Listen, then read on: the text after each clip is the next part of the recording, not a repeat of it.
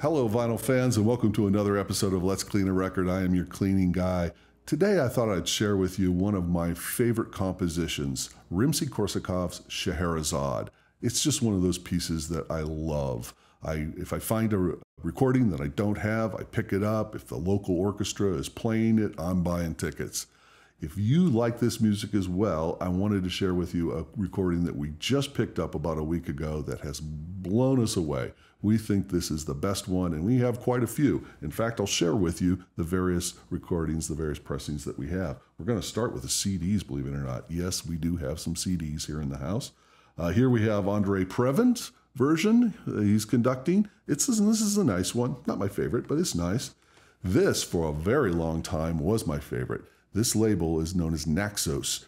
In the late 80s, they went around, digital recording, start to finish, they went around to the Eastern Bloc countries before they separated themselves from the Soviet Empire and paid those musicians cash to capture them at their peak. And I'm telling you, the musicality on this one is phenomenal. Not so good for the hi-fi department. It sounds nice, but the music is, done so well with this one. We, of course, have several different pressings on vinyl. Here is Dorati and the Minneapolis Orchestra. Love this one, done very well. Perhaps the most famous recording of Scheherazade would be Fritz Reiner and the Chicago Symphony Orchestra. Also very good recording. Actually, this is a phenomenal recording from a hi-fi perspective. Also good musically. Deutsche Grammophon, we have Herbert von Karajan and the Berlin Orchestra, also nice. I've got two with the conductor Ansermet, I believe it's pronounced. Here's an early mono pressing that I got from Harold Moore's, probably 25 years ago or so. Obviously, they did not have the outer jacket at this time, so it was cheap. It's an early mono, really nice recording. And this is the same orchestra, but recorded many years later with a different soloist, but also Ansermet and the Swiss Orchestra. Lovely high fidelity recording this. Do you guys remember the super analog discs out of Japan? Really nice stuff. Lots of pros and cons to these. However, this is the one we just picked up. Eugene, Ormandy and the Philadelphia Orchestra. This is absolutely phenomenal. I think I paid $2 for it. From Recycled Records, our local favorite record store. This is got everything. A high fidelity recording. You can hear the space in which it was recorded. The musicality is just off the charts. The soloist, a gentleman named Anshel Brusilo, just knocks it out of the park. Oh, it's so haunting. This is the stereo version. I am going to do my best to find a mono version of this pressing because I would love to compare the two. But the point of today is to say that if you are a fan of this music, go find this record if you can. We think it has been given an initial cleaning, but we think it's deserving of a truly deep clean, so we're going to put it through the paces with the full Kirmuss restoration treatment. Join us for that, won't you? Let's go clean this record.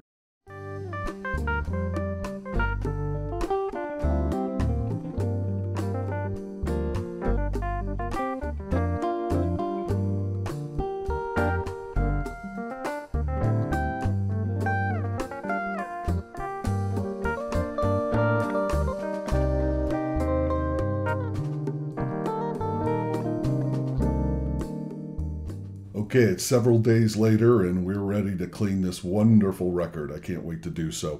After looking at the dirt in the groove and thinking about how old this record is and so forth, we decided that the best approach for this one would be a full Kirmuss restoration process. I'm not above a pre-clean before the Kirmuss. Sometimes an enzymatic soak is called for, or a turgiclean bath, things like that. But in this case, I think just the Kirmuss is the way to go. And once we're done with that, we'll apply a layer of last record preservative. That's about the best that we can do for this record, I believe. Everything is ready. We have our distilled water in the ultrasonic machine with 40 milliliters of 70% isopropyl alcohol. It has been degassed 3 times now, so it's ready to go. All of our microfiber claws, our goat hair brushes, everything has been cleaned. We are ready to clean this record. Let's get to it. All right, we're going to start off with a carbon fiber brush. And by the way, given the age of this record. It's now 62 years old, this record is. The approach that we're going to take is to start it off with a 5-minute cycle with no spray on it at all, just straight into the distilled water. Then we'll hit it with subsequent 5-minute cycles using the spray. The whole idea of the spray, if you haven't seen our previous episodes on how the Kirmuss system works, the whole idea of the spray is to render the static charge on the record opposite from that in the bath. That's what really helps that cavitation process.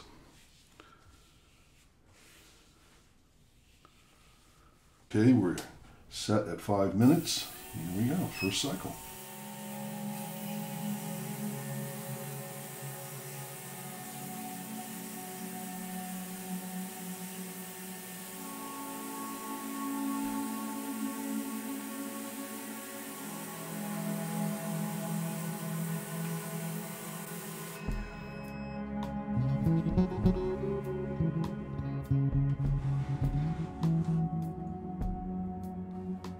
Okay, the first thing we want to do is take a look at the way the water beads up on the disc, and I can see right off the bat there isn't an abundance of water beads. There isn't a great amount of sheeting. That's a good thing.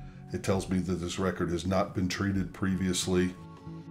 I think probably 3 more cycles with the spray ought to do the trick. We'll watch it though. We'll be able to tell the way the colorization element in the spray rises and falls as to how the cleaning process is working. But this is a good sign. This is a relatively clean record to start with. Before you hit it with the spray though, you do want to just to mop up some of the excess water. It's already a highly diluted spray, something like 99% distilled water. We don't want to dilute it any further though, so make sure your microfiber cloth is nice and clean. This is.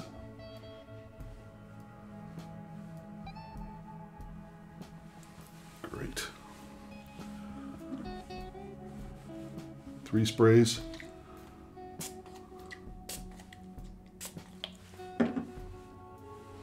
This has been previously cleaned, the goat hair brush, so we're ready to go.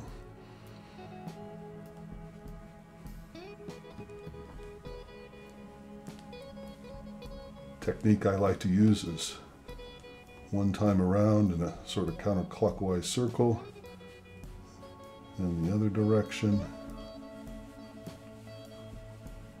and then finish it off with just kind of a back and forth. Remember, we're not cleaning with this goat hair brush. We're just applying the spray in an even fashion, the compound. Same thing on side 2.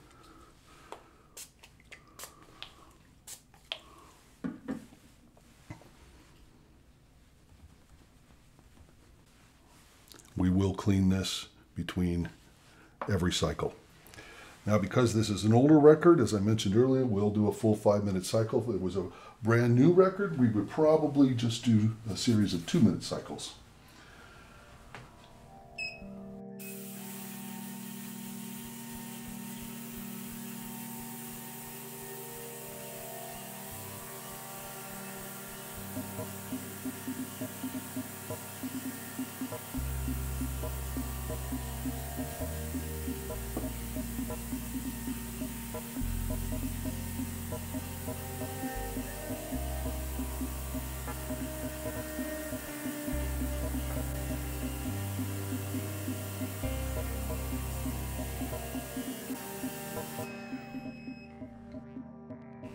Okay, end of second cycle. Let's see what we've got. Always want to give it a little wiggle jiggle there. Get off any excess water. Now that's excellent. We will put it through another cycle. That is looking good.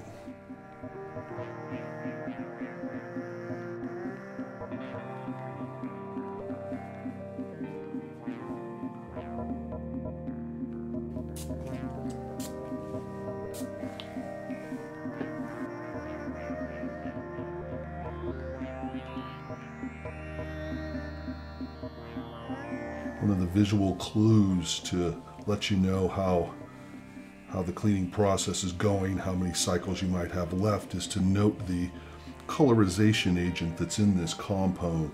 It produces sort of a milky gray looking substance on the record. If that rises and falls quickly and doesn't look obtrusive on there, it doesn't look like there's a lot of it, that record is getting clean.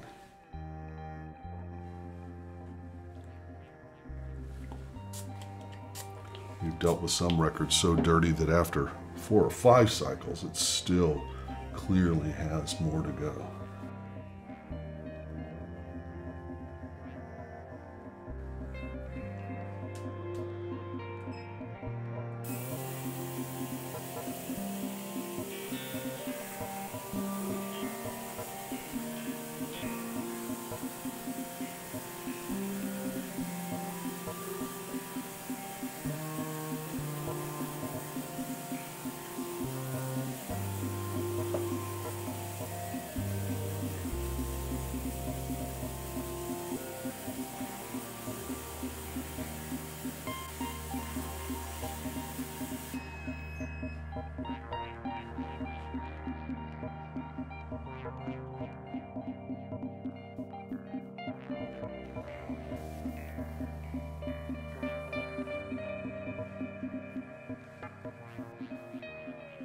I think one more time, one more cycle ought to do this.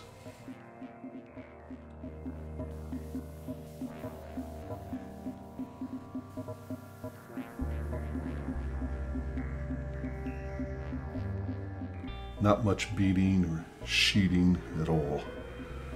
This record has never been treated or cleaned with a detergent prior to this day.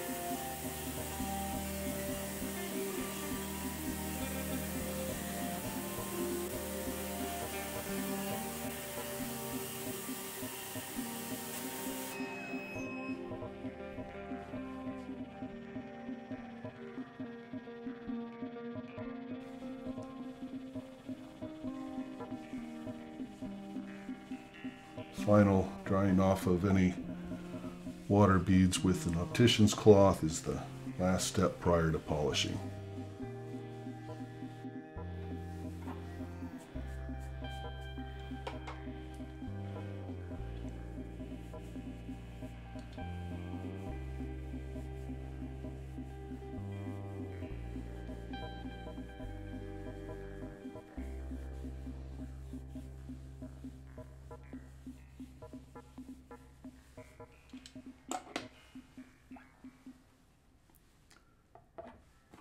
I do think this final polishing stage is a worthwhile effort.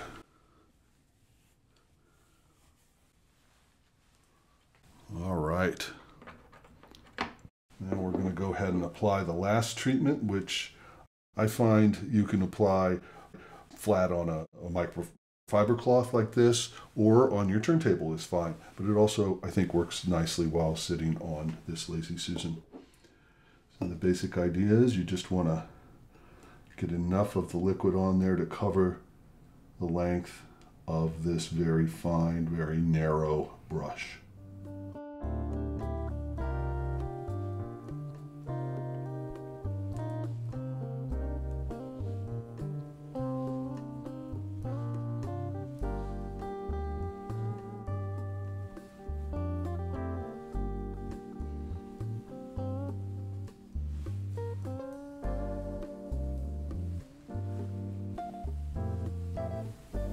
Just like that.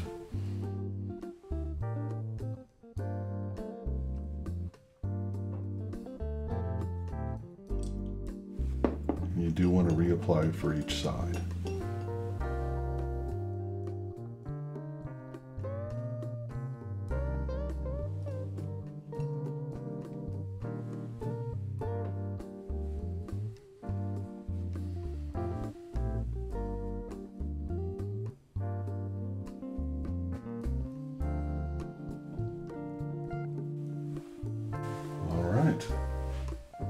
Now, technically, you can put it on the turntable immediately, but frankly, I like to give it just a few minutes to completely dry and evaporate.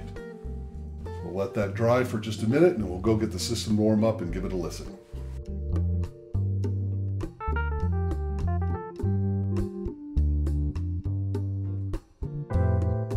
Okay, final thoughts and for the record. Oh my goodness, this is just such a wonderful record. It sounded even better after the full cleaning process. You know, another thing I really like about this, check it out. You've got the whole orchestral assignment where you hear them in the sound stage. Oh, that's so cool. Kind of cool, isn't it? Anyway, fellas, I'm not saying I'll never listen to a different version of Scheherazade again, but this is currently my favorite. I intend to seek out the mono pressing, find out if I have the earliest pressing available. This one is just gorgeous. So if you're a Scheherazade fan, do put this particular recording on your short list. As far as the Kirmuss process, it really did a fantastic job. You know, people often ask, once they know what we do with this channel, what's the best? And the truth is there is no one best. It depends on the age of the record, the type of dirt that you're dealing with. But kudos to Charles Kirmuss. His method is extremely effective. It is time consuming, so probably best reserved for your most treasured recordings. This is absolutely one of my most treasured recordings. Would you agree? Yes. Yes, indeed. Okay. We'll see you at the next one, fellas.